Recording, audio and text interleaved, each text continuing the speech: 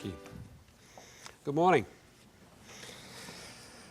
This morning, I want to at least try to show you that even in these extraordinarily difficult times that we face, the case for sustainability in business has never been stronger. I can't tell you what to do in your own business, but I can tell you what we've been doing in our business for the last 15 years. And with the benefit of 2020 hindsight, I can identify some fundamental principles, I think, that's contributed to the success. But the underlying message really is that if a business like ours, which is about as traditional as it gets making carpets, can do this, anybody can do it. You've heard that we're American-owned, part of Interface Inc., and we make modular flooring, which are carpet tiles for offices. We're the global market leader. We're not a huge company. We're about $1 billion. But in our market, we're the market leader. We operate production facilities on 4 continents, and we make about 1/3 of the world's commercial carpet tiles.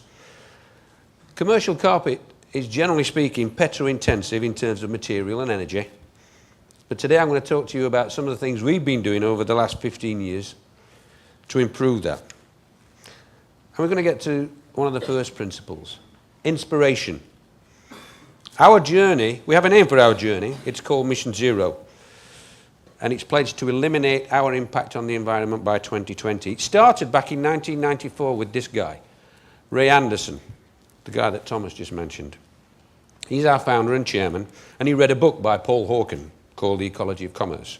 And he realized that companies, like his company, and their take, make, waste, linear approach to manufacturing was flawed and causing undue harm to the environment. He subsequently put the business on corrective action, effectively changing the model so that we have to consider and reduce the environmental impact of everything we do. Now, back in 1996, Wall Street called Ray, I think the word was a crazy tree hugger. It wasn't complimentary, but the impressive thing that I find about the guy is that his inspiration, his drive, over 15 years has never faltered. He's just as passionate today as he was then, even through those dark early days of cynicism and criticism. Thank God it's very different today for people like us. Second principle is the how. Our journey, our mission has a map. Ray described Mission Zero as a climb up a mountain taller than Mount Everest. He calls it Mount Sustainability. And we've developed our own system to scale that mountain on 7 fronts that range from eliminating waste to redesigning commerce. We're now more than half the way up that mountain. Our carbon footprint is less than half what it was in 1995. And to do that, we've had to implement many various initiatives right across the business. Things that are common in those initiatives is that they're all systematic, they're measurable, and they have to be profitable. But they also have to involve everybody in the business. 15 years on, the influence of that mission permeates every aspect. Engaging our people, involving our people, is essential to promoting the action and the innovation we need to do this. We've found the first step to getting that employee buy-in is ensuring they understand the issues and they have the right education and training. This is principle number 3, your people.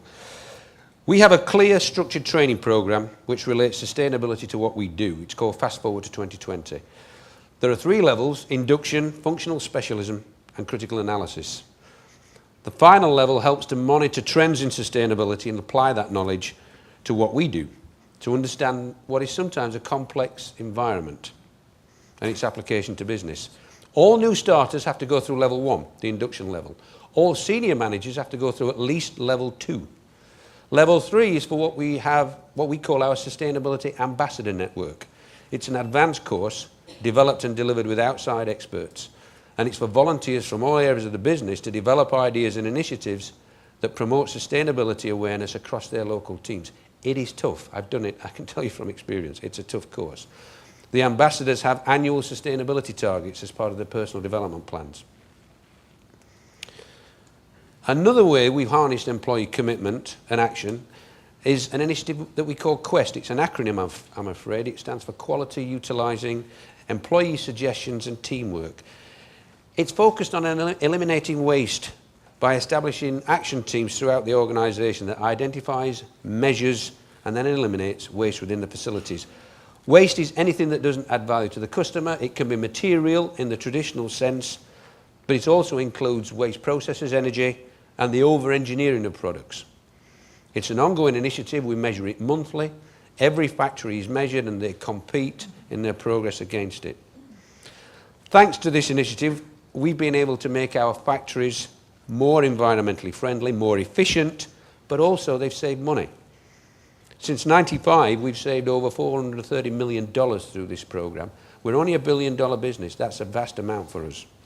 So when people say to me, and they do frequently, how much does all this cost you? And I say, I don't know, but it's nowhere near as much as it saves. Principle number 4, if you manufacture, like a company like we do, sooner or later you have to deal with the end of life of your product. Imagine a machine that can take waste from the manufacturing process as well as our products at the end of their lives and put it back into new products, new carpet tiles. That's what this photograph is of this machine. It does exactly that. We call it Cool Green. What it enables us to do is to take carpet tiles and turn them into pellets that can be put back into new carpet tiles. It's unique to our business. We've developed it with external companies, and it's a key part of our strategy to close the loop in manufacturing. It works in tandem with a program we have called Re-Entry, which basically when customers replace their carpets, we take them back and try to reuse them. This cuts waste to landfill and reduces our dependence on virgin resources. Reusable carpet that can be reused and given a second life is donated to partners who clean them and sell them at low cost to schools, charities and government organisations in some cases. The tiles which can't be reused are recycled, and that's where Cool Green comes in. It's just one of the innovations that we've developed to allow us to improve the manufacturing process, but it also makes it more efficient and more profitable. Another fundamental principle, designing sustainability in from the start. An example of this is a range of products that we have that we call our random design products. It started when our head designer read a book by a lady called Janine Benyus called Biomimicry. He was fascinated. He invited Janine over to lead a workshop of the design team.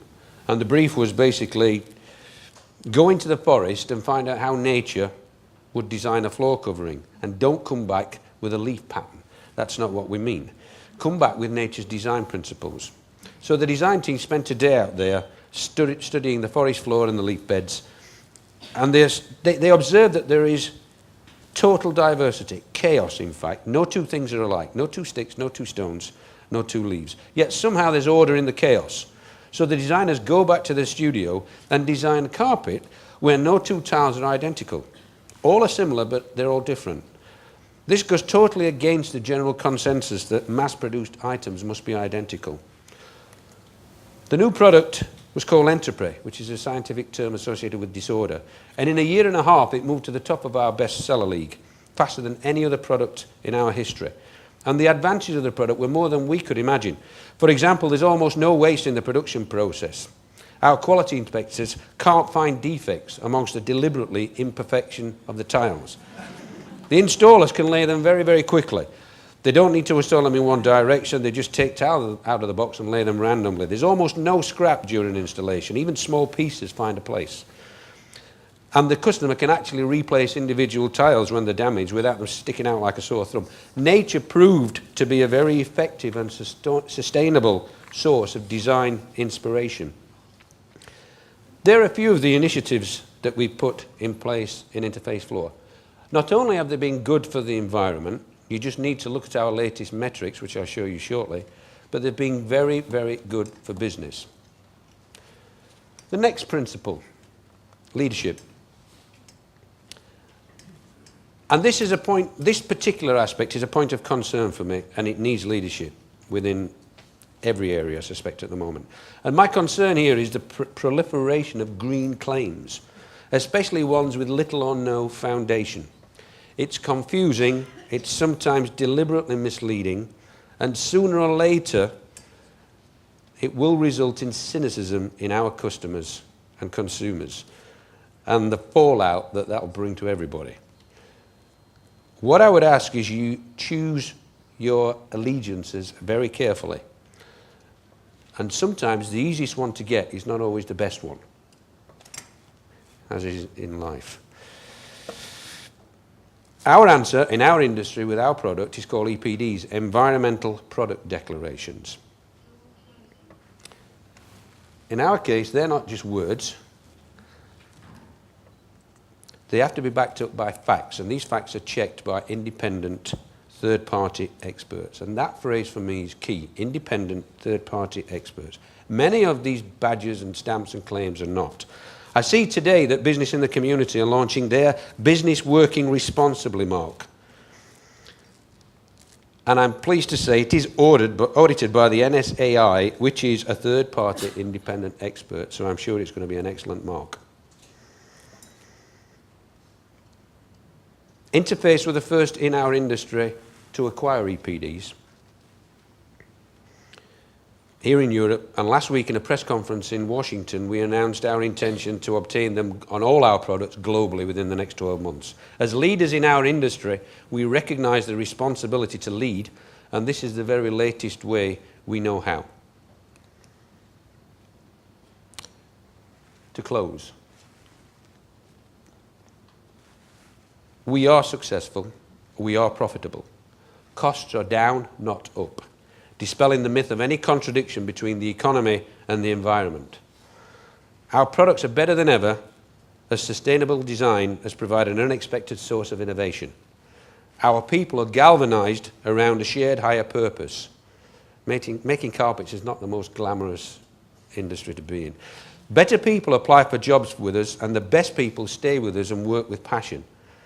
Our reputation in the marketplace has undoubtedly benefited as a result of our work on Mission Zero.